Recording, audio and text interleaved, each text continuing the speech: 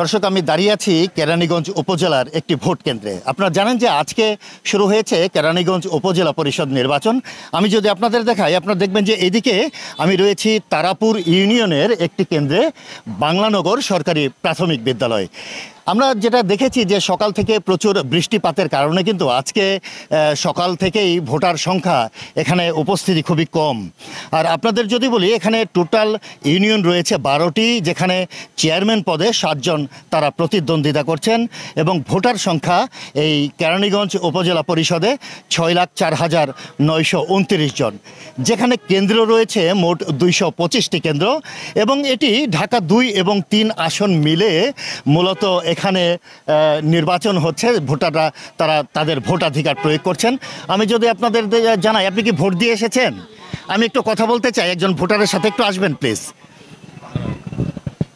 আচ্ছা, এই যে ভোট যে দিলেন আপনি, নিশ্চিন্তে ভোট দিতে একবার নিরাপদ, কোনো সমস্যা হয়েছে না? সমস্যা নেই। আচ্ছা, একবারে নিরাপদ, খুব সুন্দর করে দিছি ভোট। কিন্তু ভোটার উপস্থিতি কম কেন আপনাদের? আসবো আস্তে আস্তে, খাওয়া দাওয়া করবো, তেসে রান্না বাড়া করবো, তবে আইবো। সকাল থেকে তো বৃষ্টি হচ্ছে, এই বৃষ্টিকে উপেক্ষা করে আপনার হ্যাঁ চলে এসেছি আমরা। খাওয়া দাওয়া করে তার বাদে আসলাম আর কি।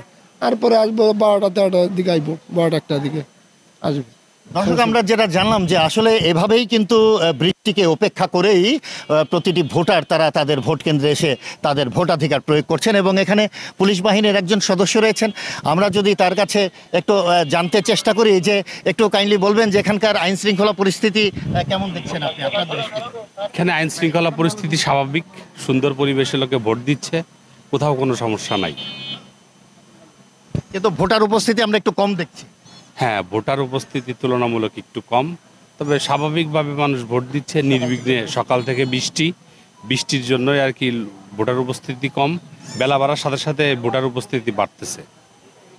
অনেক ধন্যবাদ আপনাকে। দর্শক, আমরা যেটা বলছিলাম যে এ পর্যন্ত কিন্তু কেরানীগঞ্জ উপজেলা পরিষদ নির্বাচনে আমরা যে কয়টা কেন্দ্রে গিয়েছি, আমরা দেখেছি যে আইন শৃঙ্খলা পরিস্থিতি স্বাভাবিক রয়েছে এবং ভোটাররা কিন্তু এই বৃষ্টিকে উপেক্ষা করেই যে কয়জন ভোটার আমরা কেন্দ্রে দেখেছি, সবাই কিন্তু স্বতঃস্ফূর্তভাবেই তারা তাদের ভোটাধিকার প্রয়োগ করছেন। তোফা সানি, গ্লোবাল টেলিভিশন, কেরানীগঞ্জ, ঢাকা।